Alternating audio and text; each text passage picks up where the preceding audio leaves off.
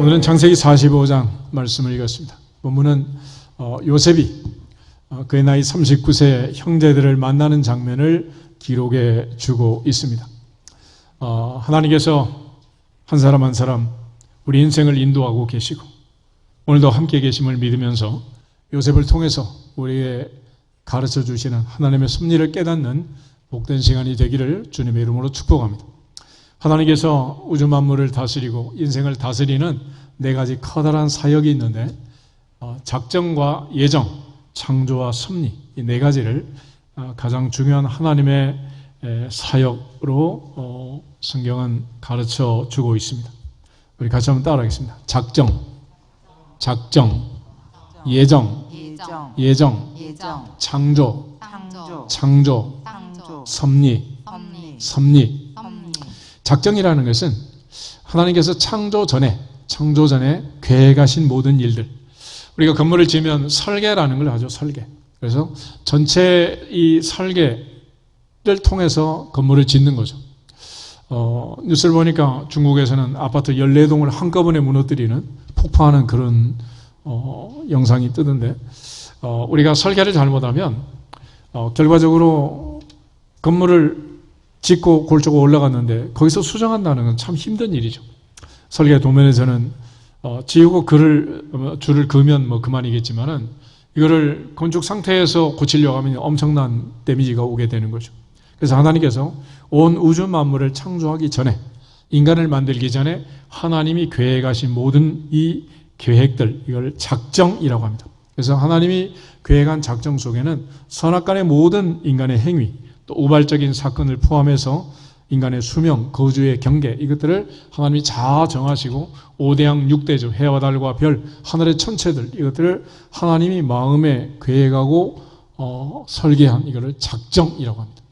작정과 예정은 비슷한 단어 같은데 예정은 그 하나님의 모든 계획 가운데서 구원에 관한 계획 이걸 예정이라고 합니다. 예정.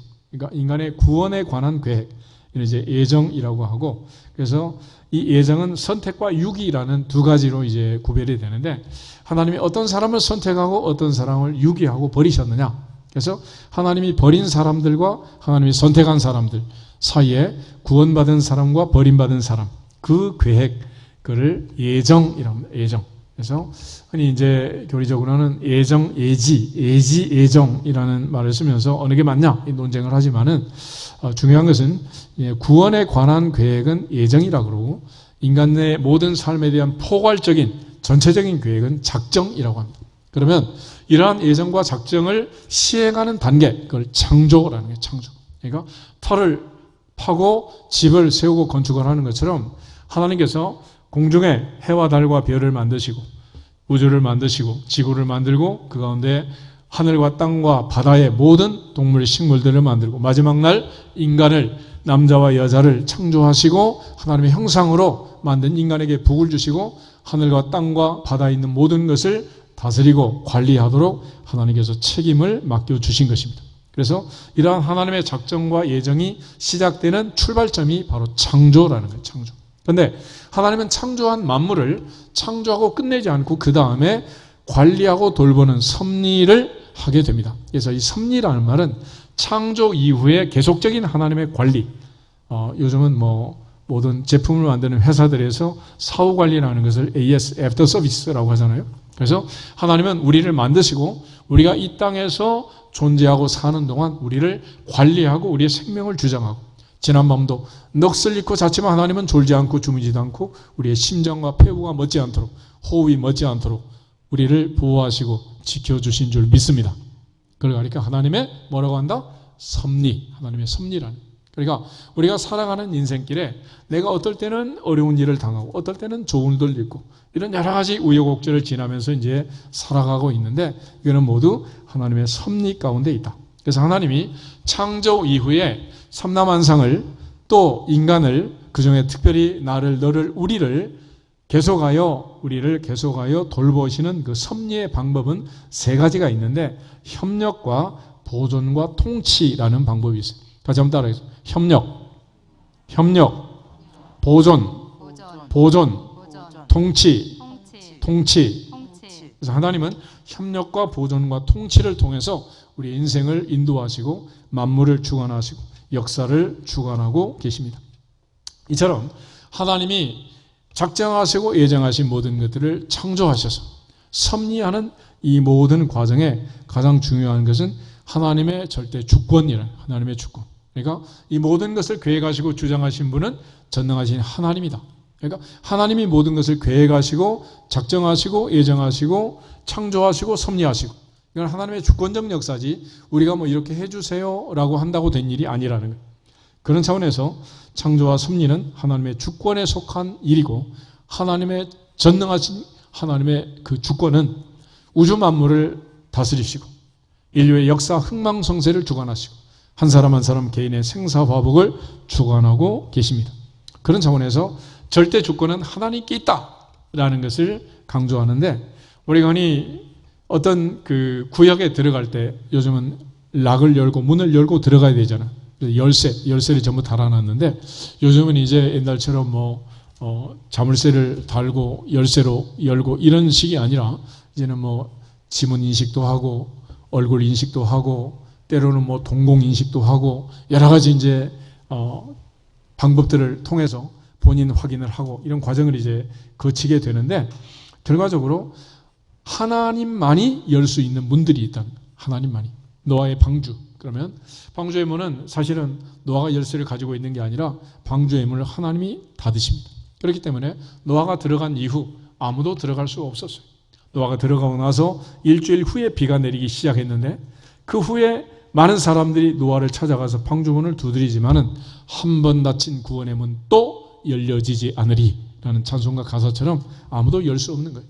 이러한 열쇠를 다윗의 열쇠라고 해요. 다윗의 열쇠. 이사야 22장 22절 구약성경 한번 찾아보겠습니다. 이사야 22장 22절 이사야 22장 22절 한 절만 우리 읽어보도록 하겠습니다. 내가 또 다윗의 집의 열쇠를 그의 어깨에 두리니 그가 열면 닫을 자가 없겠고 닫으면 열 자가 없으리라. 아멘. 다윗의 집의 열쇠를 그의 어깨에 두겠다 그랬습니다. 그의 어깨에 두겠다. 성경은 그 사람이 누구인가를 계속해서 우리에게 설명하고 신약 성경은 이제 구약을 정리하고 신약을 출발하면서 아브라함과 다윗의 자손 예수 그리스도의 세계라 그랬습니다. 바로 예수님의 어깨에 이 다윗의 집의 열쇠가 있대나. 요한계시록 3장 7절을 한번 찾아보겠습니다. 요한계시록 3장 7절을 보시면 에베소, 서머나, 버가모, 두아디라, 사데, 빌라델비아, 라오디게아 7교회에 편지를 보내는데 편지를 보내는 주님을 사도 요한이 소개하면서 특별히 계시록 3장 7절에 가면 빌라델비아 교회 편지를 쓰게 됩니다. 7절, 8절 두 절 한번 읽어보겠습니다. 빌라델비아 교회 사자에게 편지하라. 거룩하고 진실하사 다윗의 열쇠를 가지신 이 곧 열면 닫을 사람이 없고 닫으면 열 사람이 없는 그가 이르시되 볼지어다 내가 내 앞에 열린 문을 두었으되 능히 닫을 사람이 없으리라. 내가 내 행위를 아노니 내가 작은 능력을 가지고서도 내 말을 지키며 내 이름을 배반하지 아니하였도다. 아멘. 그분 다윗의 열쇠를 가지신 분 바로 예수님께서 편지를 쓰셨다. 그 예수님이 가지고 있는 열쇠, 다윗의 열쇠의 특징은 열면 닫을 자가 없고 닫으면 열 자가 없다. 그래서 빌라델비아 교회는 아예 열린 문의 복을 주셨다. 열린 문. 열린 문. 그래서 오늘도 우리 모두가 다 하나님 앞에서 열린 문의 복을 받기를 주 이름으로 축복합니다. 하나님이 열어주셔야 복을 받는 거지 하나님이 닫아버리면 끝이다. 이걸 가리켜 하나님의 주권, 하나님의 주권. 그러니까 생사화복. 그 문의 열쇠는 누구한테 있다? 전능하신 하나님께 있고 그 열쇠를 예수님이 어깨에 메고 있고 그 주님이 마태복음 16장 교회를 세우면서 베드로에게 내가 내게 천국 열쇠를 주겠다라고 말했고 내가 땅에서 메면 하늘에서 메고 땅에서 풀면 하늘에서 풀린다라고 말했습니다. 그래서 하나님이 가지고 있는 다윗의 열쇠, 주님이 어깨에 메고 있는 그 열쇠 이제는 내 손에 있다 없다? 있단 말이에요. 그래서 이제는 나사렛 예수 그리스도의 이름으로 우리가 명령하고 선포하고 간구하고 부르짖고 하나님 앞에 구하면 성령의 도우심을 받아서 지금도 하나님 보좌 우편에서 우리를 간구하시고 우리의 간구하시는 성령의 도우심과 예수 그리스도의 이름으로 아버지 앞에 구하면 반드시 하나님께서 닫힌 문들을 열어주시고 맺힌 것들을 풀어주실 줄로 믿습니다. 그런 차원에서 이제 절대 주권은 하나님께 있지만 또한 하나님께서는 인간을 만드시면서 인간에게 영원을 사모하는 마음, 하나님을 찾는 마음, 창조주를 찾는 그런 마음을 주신 거예요. 그러니까 인간은 이 세상에 살면서 나 혼자는 살 수 없구나, 나를 도와주실 분, 내가 의지할 분, 내가 믿을 수 있는 분, 창조주 하나님을 찾는 그런 본성을 우리에게 허락해 주셨다는 거예요. 그러나 하나님께서 인간에게 주지 아니한 것이 있는데 그것이 바로 뭐냐면 미래를, 장래를 알 수 없도록 하신 거예요. 전도서 3장을 찾아보겠습니다. 전도서 3장 11절, 14절 두 절을 먼저 보겠습니다.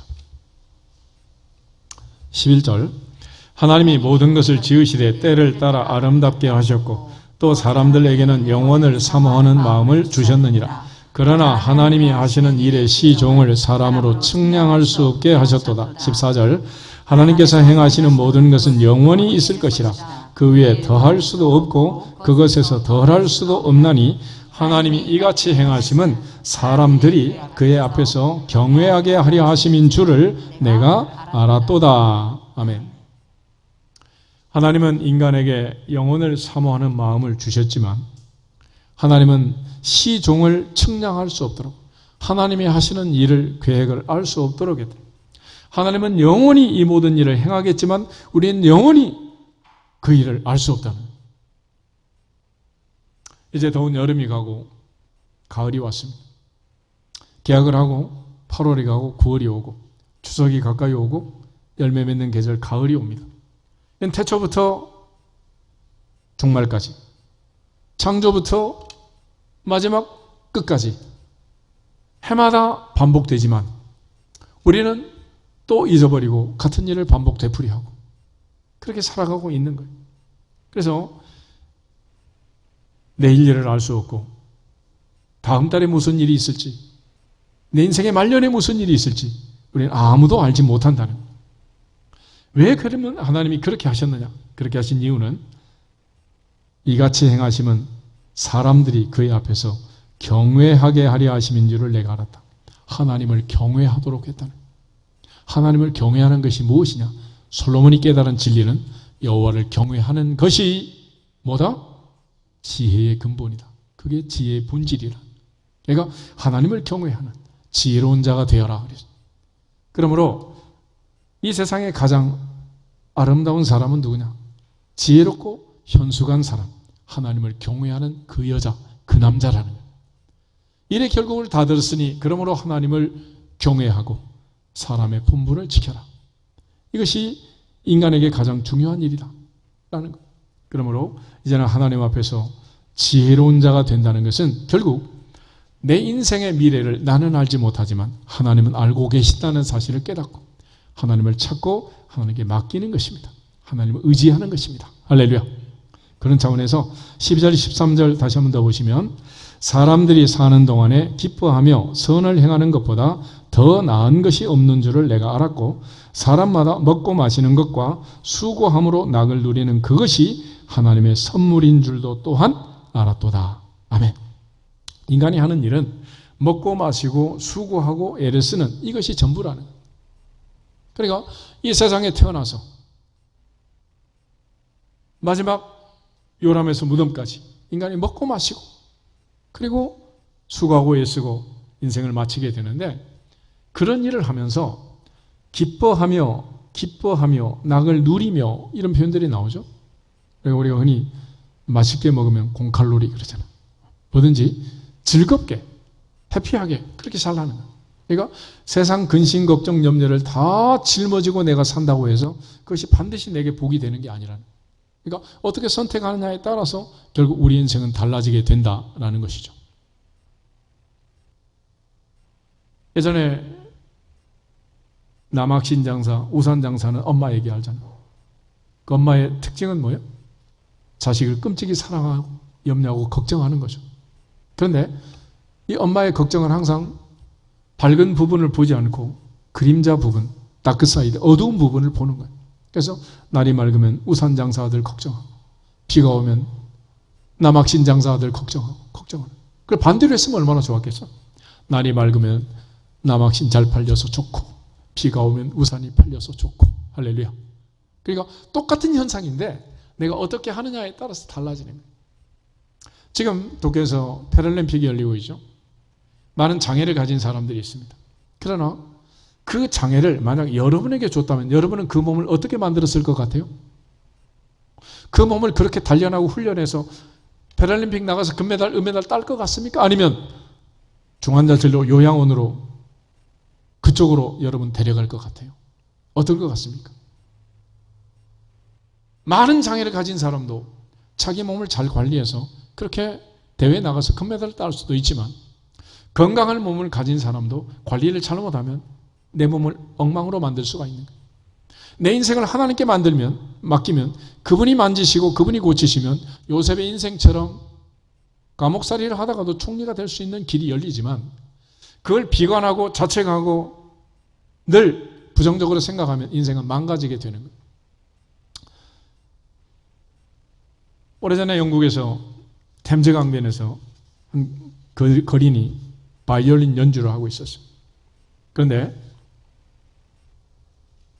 모자를 놓고 국어를 하는데 동전 몇 입밖에 모인 게 없습니다. 그렇지만 그날도 여김없이 그는 연주를 하고 국어를 하고 있었어요. 그런데 한 외국인이 지나가다가 보고서 부탁을 합니다. 그 바이올린 내가 한번 연주하면 안 되겠습니까? 그리고 망가진 바이올린을 가지고 연주를 시작합니다. 갑자기 연주를 듣던 많은 사람들이 몰려들기 시작했어요. 그리고 거린이 모자를 가지고 도는데 이제는 동전이 아니라 지폐가 들어오고 엄청난 돈이 모이는 거예요. 그때 한 사람이 바이올린 연주하는 그 사람을 보면서 소리를 지릅니다. 저 사람은 파가니니다. 그 유명한 이탈리아의 니콜로 파가니니 바이올린 연주자가 호텔에 투숙했다가 아침에 산책을 하면서 이 사람을 만난 거예요. 같은 바이올린인데 줄이 하나 끊어진 그런 망가진 바이올린이라도 누구 손에 들리냐에 따라서 명곡을 연주할 수도 있고, 멀쩡하고 좋은 바이올린을 가지고도 바이엘밖에 못 치는 그런 사람도 있는 거예요. 하나님 앞에 내 인생을 오늘부터 맡기면 그분이 나를 연주하시면 명곡이 되고 명품이 될 줄로 믿습니다. 그렇지만 내가 여전히 내 인생을 연주하겠다고 계속 끌고 가면 여러 가지 성인병으로 중환자실로 요양원으로 결국은 무덤으로 얼마나 빨리 데려갈지 그건 알 수가 없어요. 하나님의 섭리를 믿고 우리가 하나님께 맡기면 하나님께서는 얼마든지 상황을 바꾸시고 고쳐주실 줄로 믿습니다. 그런 차원에서 하나님의 섭리는 협력과 보존과 통치라고 했는데, 우리가 잘 아는 로마서 8장 28절 말씀처럼 하나님을 사랑하는 자, 그의 뜻대로 부르심을 입은 자들에게는 모든 것이 합력하여 선을 이루느니라. 선을 이루느니라. 그래서 하나님은 합력하여 선을 이루신다는 거예요. 요즘 세상은 혼자 사는 세상이 아닙니다. 혼자 사는 세상이 아닙니다. 여러 사람이 합력하여 선을 이루는 그런 세상입니다. 요셉의 인생도 보면 첫째로 요셉이 만난 많은 사람들이 있어요. 태어나자마자 만났던 아빠 엄마가 있잖아요. 꾀돌이 아빠 야곱도 있고, 절세 미인 엄마 라헬도 있고, 그리고 기라성 같은 형들이 10명이나 있고, 동생 베냐민이 태어나게 되고, 할아버지 이삭, 증조 할아버지 아브라함, 얼마나 놀라운 가문에 태어난 거예요. 그렇지만 또 한편 생각하면 그는 어린 시절에 엄마가 동생을 낳다가 세상을 떠났잖아요. 아빠를 사랑하고 아빠의 편애를 받아서 성장했지만 형들의 시기로 그는 17살에 인신매매를 당해서 애국으로 팔려가게 됩니다. 노예 시장에 팔려갖고 바로의 친위대장 보디발이 노예를 사가지고 자기 집에 종을 삼았어요. 그게 바로 요셉이죠. 너무 성실하게 충성된 일을 했지만은 그것 때문에 그는 결국 감옥살이를 하게 되고 더 이상 희망이 없는 인생이 됩니다.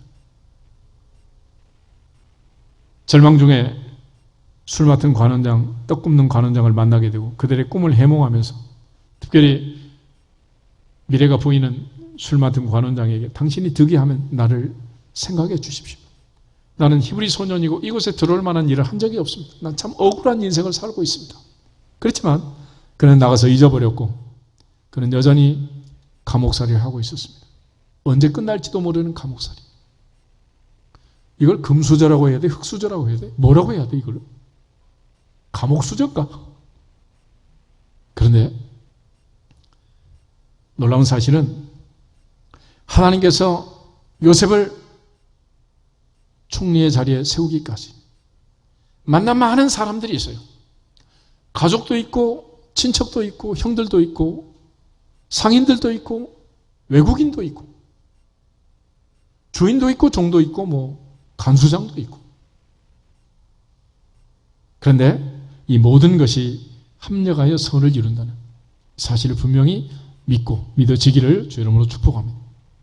내가 만난 사람들, 때로는 악당 같은 사람도 있고 나를 괴롭힌 사람도 있고 나를 힘들게 하는 사람도 있을 거예요. 그러나 때로는 내게 잘해주고 나를 사랑하고 아껴주고 나를 돌봐주고 자기까지 다 내게 아낌없이 준 사랑하는 아버지 어머니도 있을 수 있는 거고. 그렇지만 젊어서 고생은 사서라도 해라 하는 말처럼 세상이 항상 엄마 아빠 품에 안겨있는 아가의 인생처럼 그렇게 행복하다면 좋겠지만 세상은 그런 게 아니잖아요. 연단하고 훈련되지 아니하면 감당할 수 없는 것이 세상인 것입니다. 그런 차원에서 하나님께서 모세를 바로의 왕궁에서 왕자로 40년 동안 학문과 학술의 훈련, 공부시키는 일을 하지만은 그거 가지고 다 할 수 있는 일이 아니란 말이에요. 그래서 미디안 광야에서 양치면서 80세까지 40년 동안 현지 적응 훈련을 시키는 거예요. 그리고 나서 출애굽 전선에서 바로와 싸우면서 이스라엘 백성들을 인도하고 우리가 가지고 있는 성경 모세 5경을 기록하도록 하나님이 역사하시고 이 모든 일을 하신 거예요. 그걸 위해서 공부도 해야 되지만 광야의 삶도 인내하고 살아야 되는 것이고 견뎌야 되는 거죠. 그러니까 이런 긴 인도하심 속에서 하나님께서 여러 사람을 만나게 하시고 그들을 통해서 그때그때마다 하나님의 계획과 뜻을 따라서 때로는 강하게 훈련을 시키기도 하고 때로는 위로하고 또 안아주시기도 하고 하나님이 이런 여러 가지 일을 하시는 거예요. 그런 차원에서 전도서 7장을 한번 보시면은 13절 14절에 하나님이 하시는 일을 두 가지로 이제 설명을 합니다. 전도서 7장 13절 14절 두 절 한번 보겠습니다. 하나님께서 행하시는 일을 보라. 하나님께서 굽게 하신 것을 누가 능히 곧게 하겠느냐. 형통한 날에는 기뻐하고 곤고한 날에는 되돌아보아라.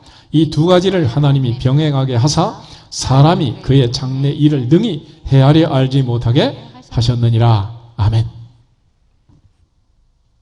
어떤 날은 형통하고 어떤 날은 곤고하다는 거예요. 형통하지만 언제 또 고난이 올지 위기가 올지 사건 사고가 생길지 알 수가 없어요. 또 고통 중에 있지만은 하나님 또 은혜를 주셔서 회복시키는 세옹지마라는 말처럼 하나님이 이런 일을 끊임없이 하시기 때문에 우리는 내일 일을 알 수가 없다라는 거예요. 그런 차원에서 우리는 늘 우리의 과거와 현재와 미래를 다 하시고 이끌어 가시는 하나님 앞에 순종하고 겸손하고 범사의 그를 인정하면 하나님께서 우리의 가는 길을 책임져 주실 줄로 믿습니다. 이처럼 하나님을 사랑하는 자들에게 모든 것이 합력하여 선을 이룬다는 사실을 분명히 믿고 하나님께 맡기면 하나님께서는 어떠한 여정을 통해서도 어떠한 위기 가운데서도 그때그때마다 돕는 자들을 보내서 우리를 살려주시고 도와주시고 은혜를 베풀어 주실 줄로 믿습니다. 요셉의 인생도 보면은 참으로 어린 시절에는 아버지가 그의 배우가 되어서 채색 옷을 입고 살았잖아요. 형들은 그들을 죽이려고 했지만은 또 그들 중에 유다가 나서서 이 아이의 꿈이 어떻게 되는가 한번 보자. 그게 진짜인지 가짜인지 한번 보자. 이 아이의 꿈이 진짜로 맞겠느냐? 그러면서 이스마엘 상인들에게 팔아버리잖아. 그런데 보디발의 집에 가서 그가 종살이를 할 때 그가 보디발 부잣집의 덕을 본 게 아니라 놀랍게 하나님이 함께 하시고 하나님이 사랑하는 요셉에게 복을 주셔서 그가 형통한 자가 됩니다. 그렇게 해서 그가 하나님의 협력 가운데 인생의 길이 위기 가운데서도 열리게 되는 거예요. 창세기 39장을 한번 찾아보겠습니다. 창세기 39장을 보면 보디발의 집에 팔려가서 종살이하는 요셉의 모습을 기록하고 있는데 1절부터 6절 말씀까지 같이 한번 읽겠습니다. 요셉이 이끌려 애굽에 내려가매 바로의 신하 친위 대장 애굽 사람 보디발이 그를 그리로 데려간 이스마엘 사람의 손에서 요셉을 사니라. 여호와께서 요셉과 함께 하심으로 그가 형통한 자가 되어 그의 주인 애굽 사람의 집에 있으니 그의 주인이 여호와께서 그와 함께 하심을 보며 또 여호와께서 그의 범사에 형통하게 하심을 보았더라. 요셉이 그의 주인에게 은혜를 입어 섬김에 그가 요셉을 가정 총무로 삼고 자기의 소유를 다 그의 손에 위탁하니 그가 요셉에게 자기의 집과 그의 모든 소유물을 주관하게 한 때부터 여호와께서 요셉을 위하여 그 애굽 사람의 집에 복을 내리심으로 여호와의 복이 그의 집과 밭에 있는 모든 소유에 미친지라. 주인이 그의 소유를 다 요셉의 손에 위탁하고 자기가 먹는 음식 외에는 간섭하지 아니하였더라. 요셉은 용모가 빼어나고 아름다웠더라. 아멘. 이 장면을 잘 보시면 보디발이 요셉 때문에 부자가 되었어요? 부잣집에 가서 요셉이 덕 보고 살았어요?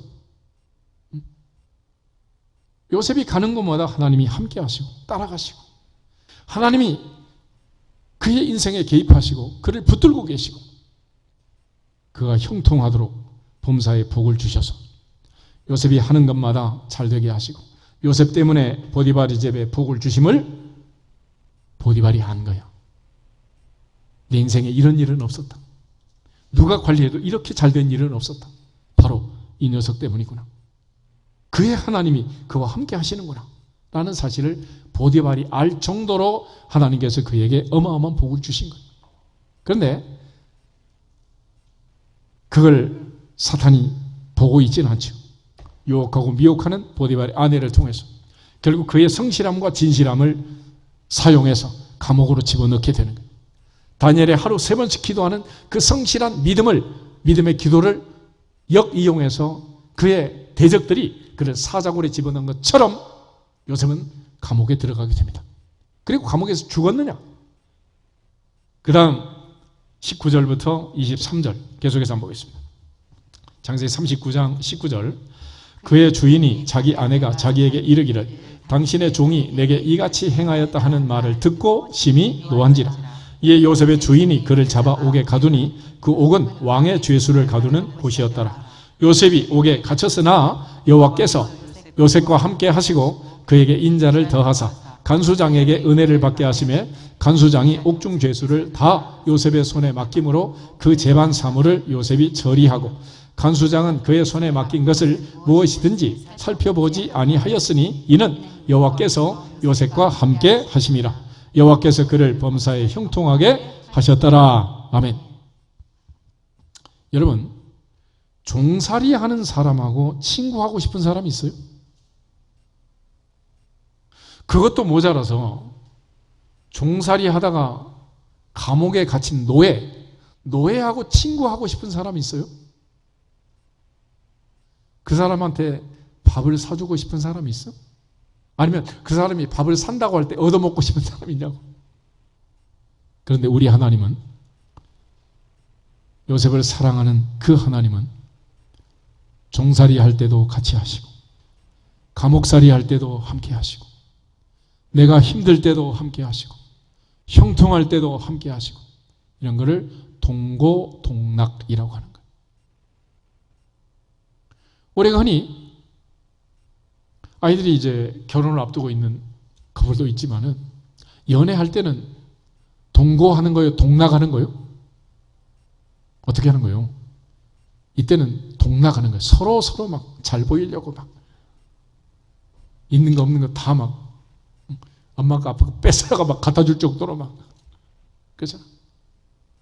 그렇게 해서 서로 좋다고 해서 결혼을 하면 이제부터는 동고하는 거예요? 동락하는 거예요?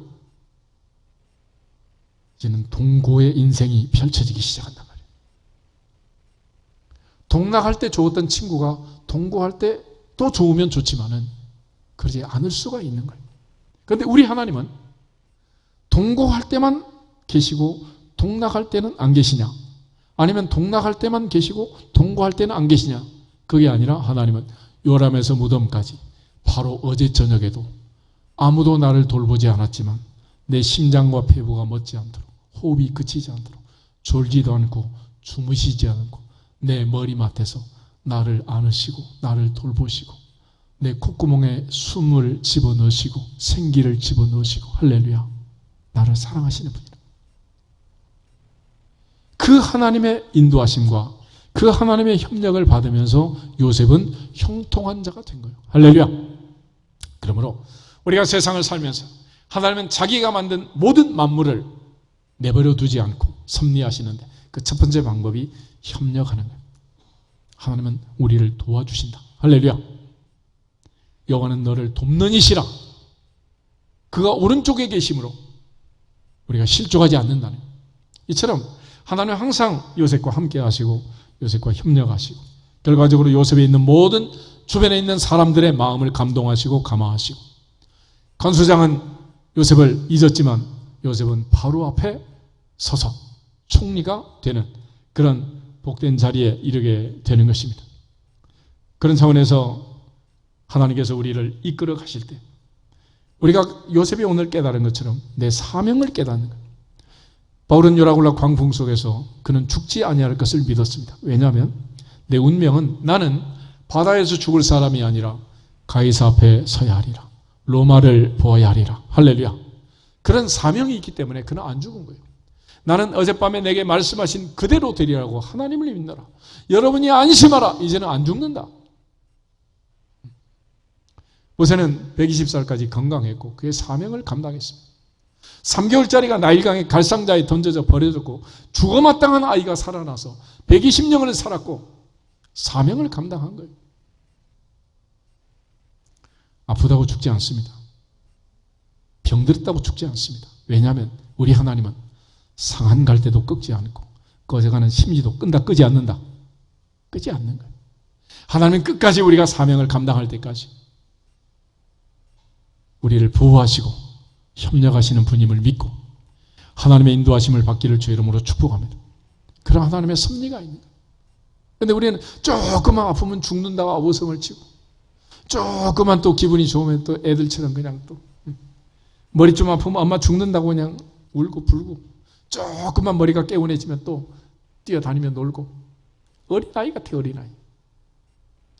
그렇지만 요셉은 이스라엘 백성들이 430년 종살이라고 애굽에서 출애굽할 수 있는 발판을 만들 수 있는 고센 땅에서 거대 민족을 형성하고 출애굽의 그 발판을 만들어야 하는 하나님의 사람이기 때문에 요셉은 죽을 수가 없는 거예요. 감옥살이로 인생이 끝날 수가 없단 말이에요. 하나님은 그의 사명을 위해서 이 땅에 보내셨고 그래서 살려주신 것입니다. 그래서 오늘 요셉은 그의 사명을 깨닫고 있는 거예요. 사명을. 창세기 45장 다시 보시면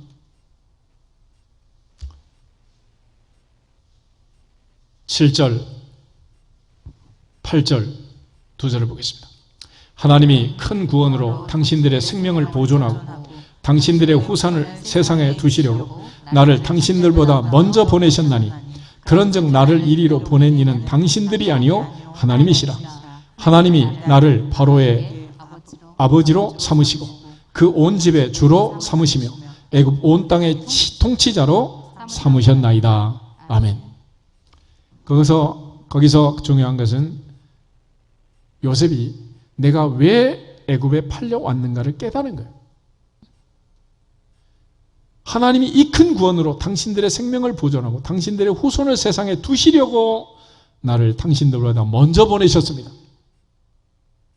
요셉은 그 지난 세월의 고난을, 그 의미를 깨달은 거예요. 17에 팔려서 30에 총리가 됐습니다. 7년 풍년이 지나고 흉년 2년 차 39세가 되었을 때 22년 만에 형들을 만난 거예요. 그리고 그는 그 하나님의 자기를 이렇게까지 보내시고 이렇게까지 자기를 살려서 오늘 이 자리에 세운 자기의 협력자 하나님의 뜻을 깨달은 거예요. 이 일을 하라고 하나님이 나를 보내셨구나. 이 형제들을 살리라고 나를 보내셨구나. 우리 아버지의 집을 살리라고 하나님이 나를 먼저 보내셨구나. 요즘 코로나 팬데믹을 겪으면서 많은 사람들이 진단을 하기를 안 올 세상이 온 게 아니라 와야 할 세상이 코로나 때문에 빨리 왔다라고 얘기를 하더라고요. 우리가 하고 있는 이런 일들은 이미 계획되어 있는 일이고 이렇게 될 수밖에 없는 일들이라는 거예요. 탄소 제로를 선언하고 자율 자동차를 만들고 이런 시대가 이미 오도록 되어 있었는데 코로나 때문에 더 빨리 온 것뿐이지 안 올 세상이 온 게 아니라는 거예요. 지금 어떻게 애굽에 왔든지 요셉은 이 사명을 가진 사람이에요. 그래서 그가 39세에 총리가 되어서 곡식을 구하러 온 형제들을 보면서 그가 깨달은 거예요. 아, 이것 때문에 하나님이 나를 여기까지 인도하셨구나 라는 사실을 안 거죠. 그리고 또 하나 중요한 두 단어가 나옵니다. 7절에 보면은 하나님이 그 큰 구원으로 당신들의 생명을 어떻게 하고? 보존하고. 그래서 보존. 하나님의 섭리의 방법 중에 또 다른 방법은 보존이라고 있습니다. 그리고 8절에 가면 끝부분에 이렇게 되어 있습니다. 하나님이 나를 바로에게 아버지로 삼으시고 그 온 집의 주로 삼으시며 애굽 온 땅에 무엇으로만 삼았다? 통치자로 삼았다. 협력과 보존과 통치 그랬잖아요.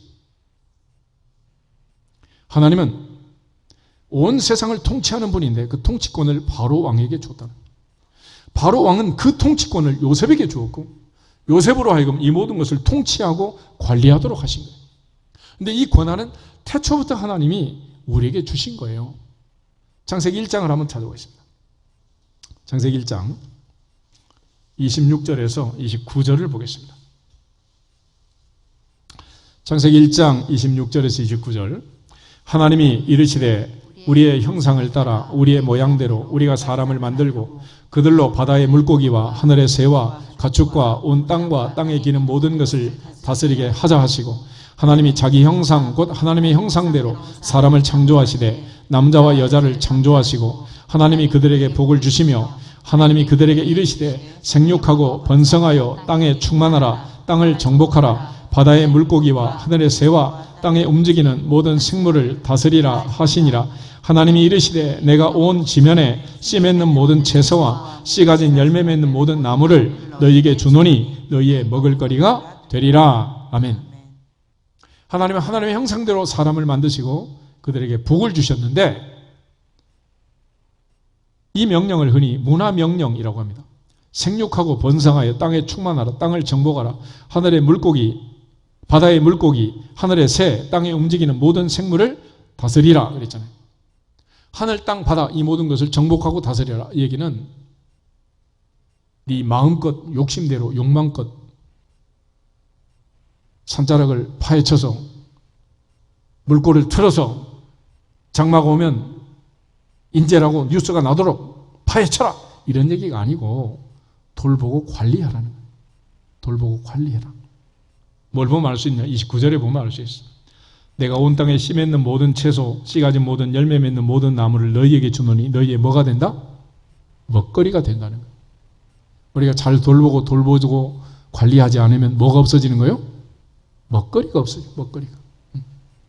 그래서 요즘 우리가 먹고 사는 게 전부 다 패스트푸드, 인스턴트 식품을 먹고 살기 때문에 애들은 세상에 없던 아토피를 전부 머리부터 발끝까지 달고 살고, 성인들은 전부 잠재적 병원의 고객자가 되고, 거대한 제약회사들, 백신 회사들의 고객이 되어서 전 인류가 지금 끌려가고 있는 거예요. 우리가 하나님의 뜻대로 관리하고 돌보고 했으면 이런 일이 있냔 말이에요. 그래서 하나님께서는 바로 우리를 위해서 사람과 협력해서 관리하고 보존하고 다스리도록 그렇게 하는 겁니다. 그런 차원에서 하나님께서는 만드신 만물을, 창조한 만물을 내버려 두지 않고 보존한다는 거예요. 하물며 공중의 새도 들의 백화도 두르신 그 하나님이 하물며 너희일까 보냐? 무엇을 먹을까 마실까 입을까 염려하라 하지 말아라. 하지 말라는. 몸은 죽여도 영혼을 죽이지 못하는 자들 두려워하지 말아라. 참새 2마리 한 아사람에 팔려가도 하나님 결제 없이는 안 된다. 마지막 영안실에 들어가는 것은 하나님의 결제 있어야 가는 거지 아무나 들어가는 자리가 아니라는 거예요. 그러므로 하루살은 하루 동안 보존하고, 모세는 120년 동안 보존하고, 요셉은 110세가 될 때까지 보존해서 죽지 않게 하시고 사명을 감당하게 하시는 거예요. 사람으로 태어났으면 하나님이 내게 맡기신 사명이 무엇인가 그걸 알고 의미 있는 삶을 살아야 되지 않겠어요? 내 몸을 누가 관리하고 내 인생을 누가 이끌어 가느냐에 따라서 남은 인생은 달라지게 되는 거예요. 예전에 보면 한국 직구 항상 남은 마지막 후반전 끝나기 5분 전 그게 문제다 그랬잖아요. 5분은 전반전 후반전 90분 경기에서 보면 짧은 시간이지만 지난 85분을 뒤집어 엎을 수 있기에 충분한 시간이라. 마찬가지로 남은 인생을 누가 협력하고 보존하고 통치하느냐에 따라서, 누가 주인이 되어 사느냐에 따라서 우리 인생은 얼마든지 달라질 수 있다.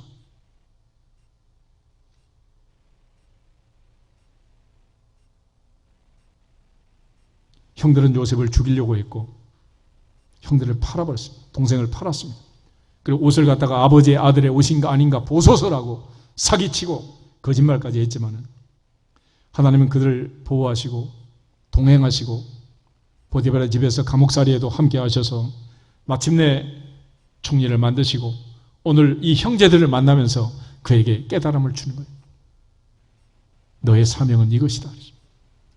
에스더가 죽으면 죽으리라 그런 결심을 하잖아요. 그런데 그런 결심을 하기 전에 모르드게가 전갈을 집어넣습니다.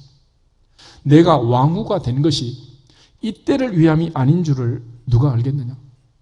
네가 만약에 역할을 하면 좋지만은 하나님은 얼마든지 다른 사람을 통해서 다른 방법으로도 우리 민족을 살려낼 것이다. 그랬습니다. 내가 아니라도 하나님은 남은 자가 7,000명이 있다고 엘리야에게 말을 했어요. 그러나 내게 맡긴 사명을 내가 감당하면 복이 될 줄로 믿습니다.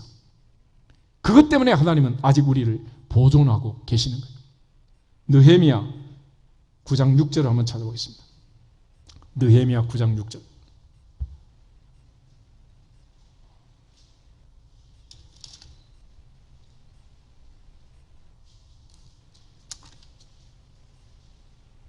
한 절만 같이 읽겠습니다.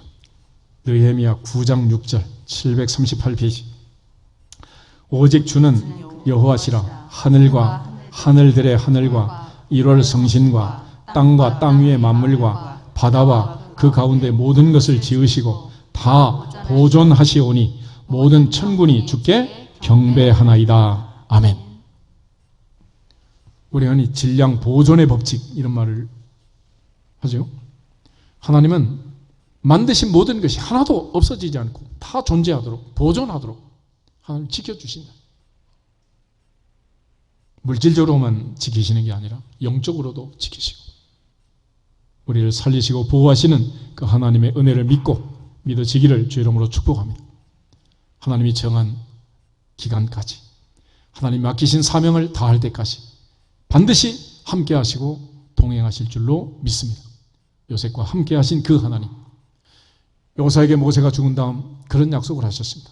내 종 모세와 함께 있던 것처럼 오늘부터 내가 너와 함께 하리라. 너 결코 너를 떠나지 아니하고 버리지 아니하리라. 그런 약속을 주님이 승천하시면서 우리에게 다시 하셨습니다.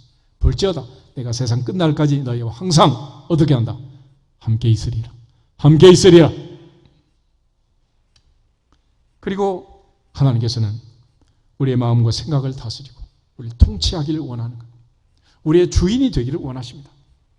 그래서 바울이 고백한 것처럼 내가 죽고 내 안에 그리스도께서 사는 그리스도인이 돼야 되는데 우리는 늘 여전히 내가 살아서 주님이 들어올 자리가 없는 거예요. 임마누엘, God with us, 하나님이 함께 한다는 말이 무슨 말이에요? 여러분, 사람도 마찬가지죠. 함께 하고 싶은 사람이 있고 함께 하기 싫은 사람이 있잖아요. 어떤 사람이냐? 하나님이 말씀하실 때 내가 이 세 아들 다윗을 만나니 내 마음에 맞는 사람이라 내 뜻을 다 이루게 하리라. 하나님 마음에 맞으면 하나님도 함께 하고 싶고 마음에 들지 않으면 함께 하기 싫은 거야. 3살짜리도 5살짜리도 7살짜리도 지 마음에 드는 걸 사줘야 할머니 이뻐 그러지. 지 마음에 싫은 걸 주면 그래도 좋아하냔 말이에요. 하나님 마음에 드는 사람들이 되기를 축복합니다. 그런 차원에서 이제 이러한 하나님의 협력과 보존과 통치에 우리가 어떻게 반응해야 하느냐, 이게 이제 중요한 거죠. 하나님은 여전히 주인이시고 우리는 피조물입니다. 그러나 우리가 이 세상에 살면서 첫째로 인정할 것은 하나님의 주권을 인정하는 하나님의 주권. 항상 하나님이 먼저라는 사실을 알아요. 나를 이리로 보낸 분은 당신들이 아니고 하나님이십니다. 하나님. 창세기 41장 한번 찾아보겠습니다.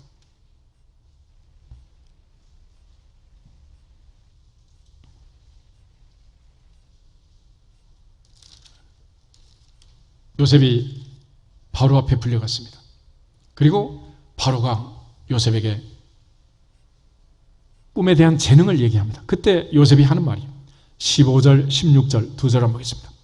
바로가 요셉에게 이르되 내가 한 꿈을 꾸었으나 그것을 해석하는 자가 없더니 들은즉 너는 꿈을 들으면 능히 푼다 하더라. 요셉이 바로에게 대답하여 이르되 내가 아니라 하나님께서 바로에게 편안한 대답을 하시리다. 아멘. 만약에 이 말을 하나님이 듣는 사는 사실을 안다면, 그리고 그 하나님이 이 요셉의 말을 들었다면 하나님 얼마나 기뻐하겠어요. 이쁜 애는 이쁜 말만 한다고? 내가 아니라 우리 하나님이 해석해 주실 거라고. 손자가 똑똑하게 가나다라를 깨우치면 참 너무 좋다 그러면 손자가 아니에요. 우리 할머니가 가르쳐 줬어요. 할머니 집 사주지 않겠어? 말 한마디로 천냥빚을 갚는 거지. 근데 잘난 척하고 교만하면 디엔드 끝나는 거예요. 그래서 야고보서 4장 6절 말씀처럼 하나님은 교만한 자는 물리치시고 어떤 사람에게 복을 주신다고? 겸손한 자에게 더욱 큰 은혜를 주시느니라. 할렐루야. 범사에 하나님을 인정하는 것, 겸손하는 것, 그 사람에게 하나님께서 복을 주시는 거예요. 요셉은 하나님 앞에도 겸손했고 바로 왕 앞에서도 겸손했고 그가 가진 재능이 있었지만 그는 모든 사람 앞에 겸손했습니다. 이 모든 것을 주신 분은 하나님이라고 인정한 거예요. 그래서 다윗을 하나님이 기뻐하시는 이유는 역대상 29절을 가면 그가 평생 모았던 전리품을, 재산을, 금은 보화를 성전 건축을 위하여 다 내어놓으면서 그가 고백을 합니다. 하나님이 내게 주신 것을 다시 주께 드렸을 뿐입니다. 내 것은 아무것도 없습니다. 하나님 다 주신 하나님의 것입니다 라고 고백하고 있는 거예요. 이렇게 말하는 아이를 하나님이 이뻐하지 않을 수가 있겠냐 말이에요. 그래서 아브라함과 다윗의 자손으로 인류의 구세주 예수님이 오신 거죠. 하나님 앞에서 우리 모두가 다 범사가 형통하고 잘 될 때 더욱 하나님의 주권을 인정하고 하나님의 섭리를 깨닫고 하나님의 인도하심을 믿고 간증하고 고백할 수 있기를 주님의 이름으로 축복합니다. 동시에 하나님의 돌보심에 대하여 민감해야 됩니다. 이게 하나님의 섭리인지 하나님의 손길인지 아닌지 둔한 사람은 몰라요. 이게 그냥 잘 된 건지 그냥 안 된 건지, 비가 와서 잘 됐는지 비가 와서 안 됐는지, 그 비를 누가 주셨는지, 그 배후에 누가 계신지, 구름이 줬는지 구름 위에 하나님이 계신지 모르는 거예요. 몰라. 믿음의 사람은 마지막 결정권자가 하나님이라는 사실을 믿고 하나님의 인도하심에 돌보심에 민감한 사람을 의미하는 것입니다. 창세기 48장을 한번 찾아보겠습니다. 야곱이 마지막 세상을 떠나면서 이런 고백을 합니다. 21절 한 절만 읽겠습니다. 이스라엘이 요셉에게 또 이르되 나는 죽으나 하나님이 너희와 함께 계시사 너희를 인도하여 너희 조상의 땅으로 돌아가게 하시려니와. 아멘. 요셉이 말하는 이 야곱의 고백은 나는 죽지만 내가 죽는 이 자리까지 하나님이 인도하셨고 하나님이 함께 하셨다라는 사실을 믿기 때문에 그 아들 요셉에게 담대하게 유언으로 선포하는 거예요. 나는 죽지만 하나님이 너희와 함께 계시사 너희를 인도하여 조상의 땅으로 돌아가게 하실 것이다. 할렐루야. 창세기 50장을 한번 더 보겠습니다. 요셉 역시 영적으로 민감한 사람이었기 때문에 그의 형들이 찾아와서 야곱이 죽은 다음 두려워할 때 고백을 합니다. 19절부터 21절 먼저 보겠습니다. 요셉이 그들에게 이르되 두려워하지 마소서. 내가 하나님을 대신하리이까. 당신들은 나를 해하려 하였으나 하나님은 그것을 선으로 바꾸사 오늘과 같이 많은 백성의 생명을 구원하게 하시려 하셨나니 당신들은 두려워하지 마소서. 내가 당신들과 당신들의 자녀들을 기르리라 하고 그들을 간곡한 말로 위로하였더라. 아멘. 요셉은 아버지가 죽는 그때까지, 야곱은 130세에 애굽에 내려와서 147세에 세상을 떠납니다. 17년을 살다가 죽었어요. 39세에 아버지를 만났고 17년 후에 그가 형들에게 이 고백을 하고 있는 거예요. 그런데 그가 이제 110년을 마치면서, 인생을 마치면서 마지막 고백을 합니다. 24절부터 26절을 보겠습니다. 요셉이 그의 형제들에게 이르되 나는 죽을 것이나 하나님이 당신들을 돌보시고 당신들을 이 땅에서 인도하여 내사 아브라함과 이삭과 야곱에게 맹세하신 땅에 이르게 하시리라 하고, 요셉이 또 이스라엘 자손에게 맹세시켜 이르기를 하나님이 반드시 당신들을 돌보시리니 당신들은 여기서 내 해골을 메고 올라가겠다 하라 하였더라. 요셉이 110세의 죽음에 그들이 그의 몸에 향재료를 넣고 애굽에서 입관하였더라. 아멘. 본문을 보면 요셉은 마지막 죽으면서 110세에 나는 죽지만 하나님이 당신들을 돌보시고 당신들을 인도하여 내시고 당신들을 아브라함, 이삭, 야곱에 약속한 가나안 땅에 이르게 하실 것입니다 라고 고백합니다. 그리고 그는 죽었지만 26절에 보면 이렇게 되어 있어요. 요셉이 110세의 죽음에 그들이 그의 몸에 향재료를 넣고 애굽에서 어떻게 했다고? 입관했다 그랬어요. 매장은 하지 않고 입관만 했어요. 입관. 그리고 그 매장을 언제 했느냐? 여호수아 24장을 한번 보세요. 여호수아 24장.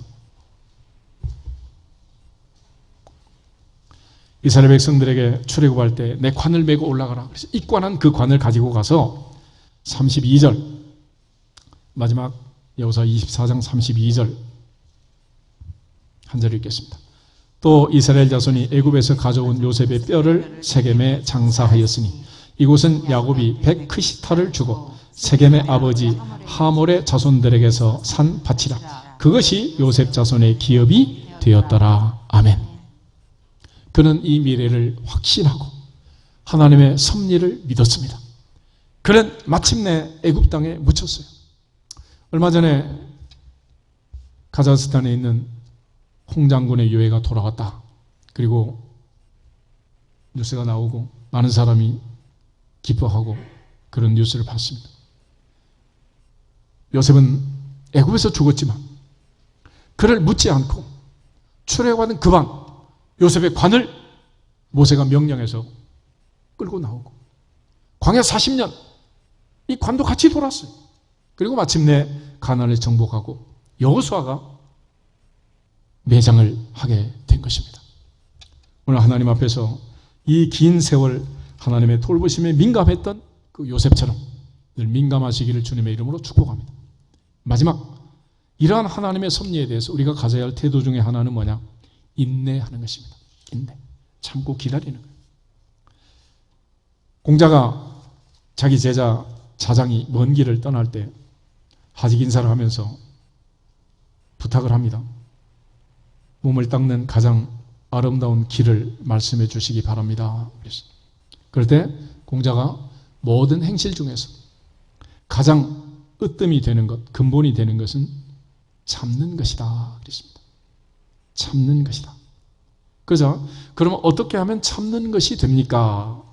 라고 얘기할 때 공자가 이런 말을 했어요. 천자가 참으면 나라에 해가 없고, 제후가 참으면 큰 나라를 이룩하고, 벼슬아치가 참으면 그 지위가 올라가고, 형제가 참으면 집안이 부귀하게 된다. 또 부부가 참으면 일생 행복하게 해로할 수 있다. 친구끼리 참으면 평생 함께 할 수 있으며, 스스로 참으면 재앙을 면하고 평생을 편안하게 사느니라. 그랬습니다. 반대로 한 번 더 설명을 했습니다. 공자가 천자가 참지 않으면 나라를 잃게 되고, 제후가 참지 않으면 그 몸을 잃어버리고, 벼슬아치가 참지 않으면 형법에 의하여 죽게 되고, 형제가 참지 않으면 각각 헤어져서 남처럼 왕래가 없어지게 되고, 부부가 참지 않으면 남남이 되어 자식을 고아로 만들고, 친구끼리 참지 않으면 정과 뜻이 맞지 않아 원수가 되고, 스스로 참지 않으면 근심이 덜어지지 않고 불행해지느니라. 그랬습니다. 예수님께서는 너희의 인내로 영혼을 얻는다라고 말씀했습니다. 사도 바울은 사랑은 오래 참는 것이다 라고 말했습니다. 하나님이 우리를 창조하시고 요람에서 무덤까지 내 인생을 섭리하시고 애프터 서비스를 하신다는 분명한 사실을 믿고, 이 하나님의 협력과 보존과 통치의 사역을 확신하면서 나뿐 아니라 내 아들, 내 딸, 내 손자, 손녀도 하나님께 맡겨버리고 하나님을 의지하면 하나님이 책임져 주실 줄로 믿습니다. 끝까지 겸손하게 하나님의 주권을 인정하고 민감하게 특별히 인내하면, 하나님을 믿고 의지하면 마침내 복을 주실 줄로 믿습니다. 광야 40년의 끝자락은 신명기 8장 16절 말씀처럼 마침내 복을 주려 하심이었느니라 그랬습니다. 참고 인내하지 못하면 결과적으로 다 일을 그르치게 되고 마는 것입니다. 하나님 앞에서 오늘도 하나님의 섭리를 믿고 힘들고 어려운 시절을 지나가고 있지만 조금 더 참고 기다리면 다 지나갈 줄로 믿습니다. 하나님께 맡기고 의지하면 반드시 기적이 일어날 줄로 믿습니다. 아멘. 다 같이 마음을 모아서 주 예수 그리스도의 이름으로 기적아 일어나라 선포하고 기도하겠습니다. 주 예수 그리스도의 이름으로 기적아 일어나라. 일어나라.